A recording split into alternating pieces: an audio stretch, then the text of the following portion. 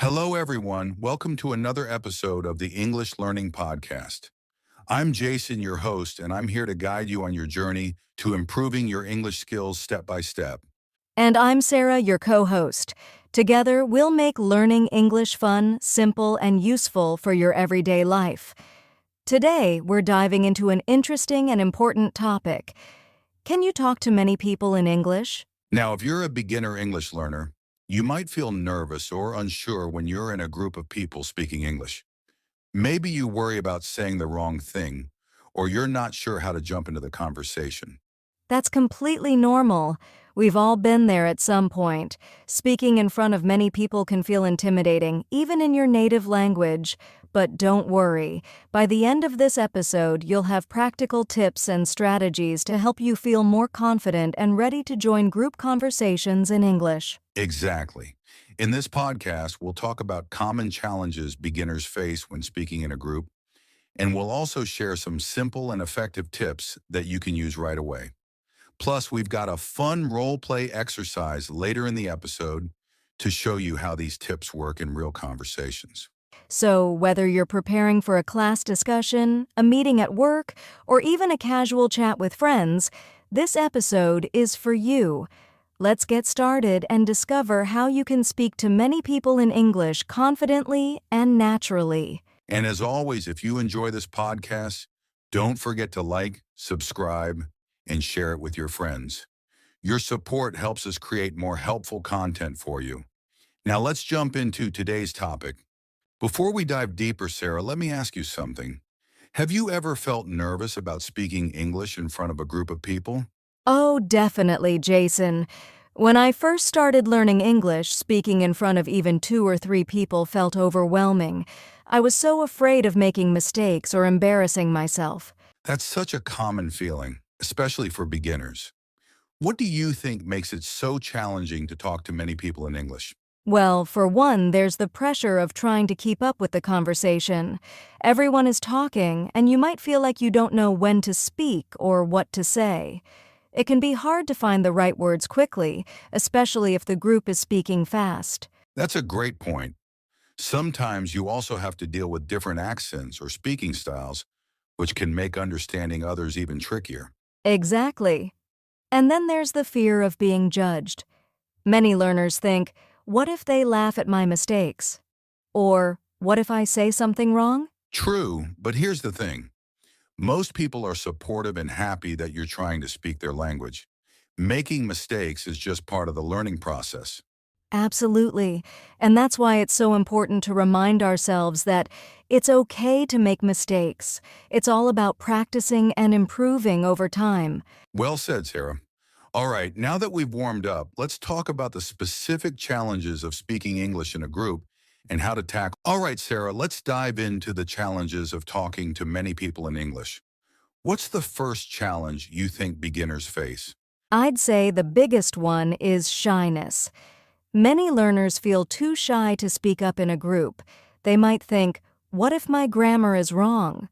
Or, what if people don't understand me? That fear can stop them from even trying. That's so true. Another challenge is fear of making mistakes. Some learners think that making mistakes will make them look silly, but in reality, making mistakes is part of the process. Absolutely. And then there's the issue of understanding others. In a group, everyone might speak differently. Some people talk fast, others have strong accents, and it can be overwhelming to follow the conversation. Yes, and sometimes it's not just understanding, it's knowing when to speak. In group settings, conversations can move quickly, and it can feel like there's never a perfect moment to jump in. Exactly. Many beginners struggle with finding the right words. Even if they have an idea in their head, it can be hard to put it into words fast enough to join the conversation. These are very real challenges, and it's important for learners to know they're not alone in facing them. But the good news is that every one of these challenges can be overcome with practice and the right strategies. That's right. And coming up next, we'll share some practical tips to help you tackle these challenges and feel more confident speaking in groups. Stay tuned, this is where the fun part begins. Now that we've talked about the challenges, Let's get into some practical tips for beginners. Sarah, what's the first tip you'd recommend for someone who feels nervous about speaking in a group? The first tip is to start small. If you're nervous, don't try to jump into big groups right away. Start with a conversation with just one or two people. This helps you build confidence before speaking in larger groups. That's a great point. The second tip is practice active listening. Focus on really listening to what others are saying. This not only helps you understand the conversation better, but also gives you time to think of what you want to say next. Exactly. And tip number 3 is to learn key phrases. It can be helpful to have a few phrases prepared in advance to join a conversation, like, "That's a great point," or "I agree with you." These simple phrases can help you feel more involved without stressing about what to say. I love that tip. Another useful tip is to ask questions. If you're unsure what to say, asking questions is a great way to keep the conversation going. You can ask, "Could you explain that a little more?" Or, "What do you think about this topic?" Yes, asking questions not only helps you participate, but also shows you're engaged in the conversation. And lastly, don't be afraid to make mistakes. It's okay if you don't always get it perfect. The more you practice, the better you'll get. Mistakes are part of the journey. That's so true. So start small, listen carefully, ask questions, and most importantly, keep practicing. And now to really bring these tips to life, let's do a quick role play exercise. All right, now let's put these tips into action with a quick role play. Sarah and I will act out a scenario where we're in a small group discussion, and I'm going to show you how we can use the tips we just talked about. Ready, Sarah? Ready, Jason. Let's say we're at a meeting with some colleagues discussing a project. I'll start the conversation. So, Sarah, what do you think about the new plan for the project? Do you think it'll work? Ready, Jason.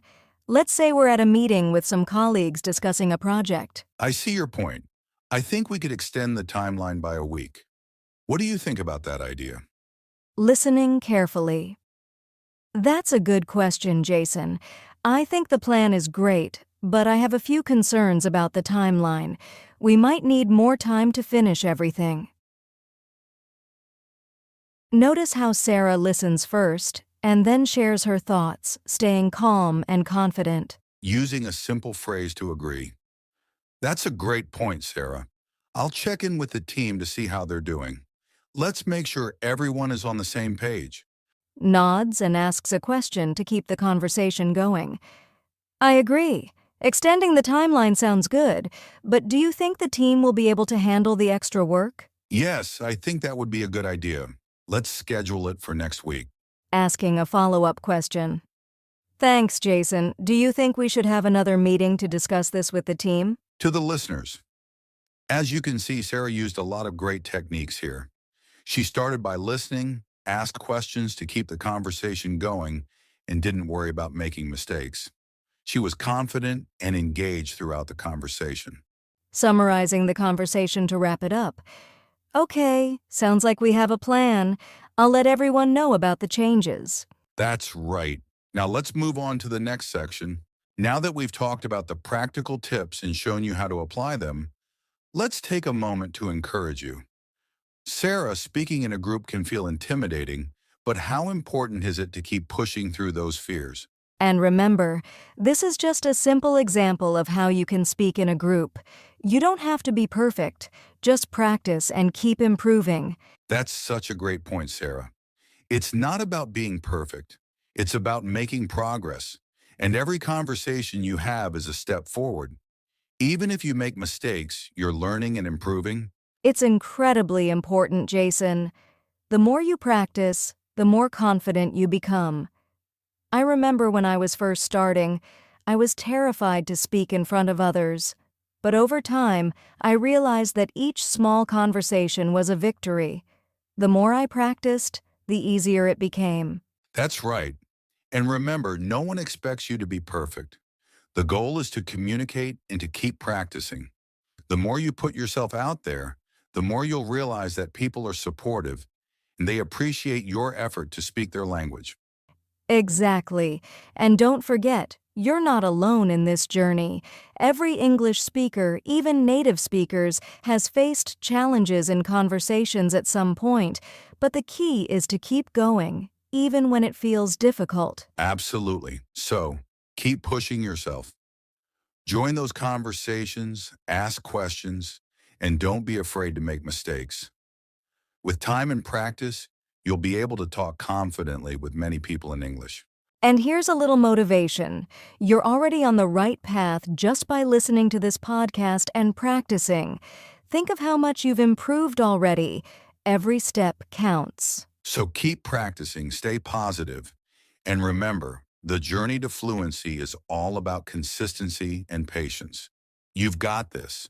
Before we wrap up, we received a great question from one of our listeners that we want to answer. Sarah, here's the question. How do I handle it if I don't understand something in a group conversation? We believe in you, and we're here to support you every step of the way. Exactly. Asking for clarification is a normal part of communication. People will appreciate that you're engaged and want to understand. It's better to ask than to pretend you understand, which can lead to misunderstandings later. That's such a good question. First of all, don't panic.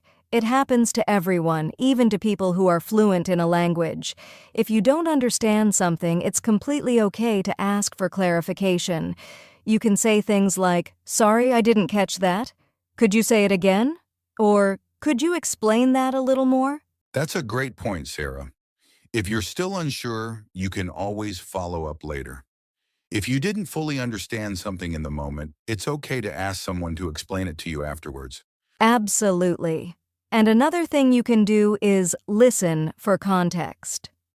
Sometimes, even if you don't understand every word, the general meaning of the conversation can still be clear. Pay attention to the tone and body language of the speakers. It can help you figure out what's being discussed. Exactly. And we hope that answers your question. If any of you have more questions, feel free to send them in, and we'll answer them in future episodes.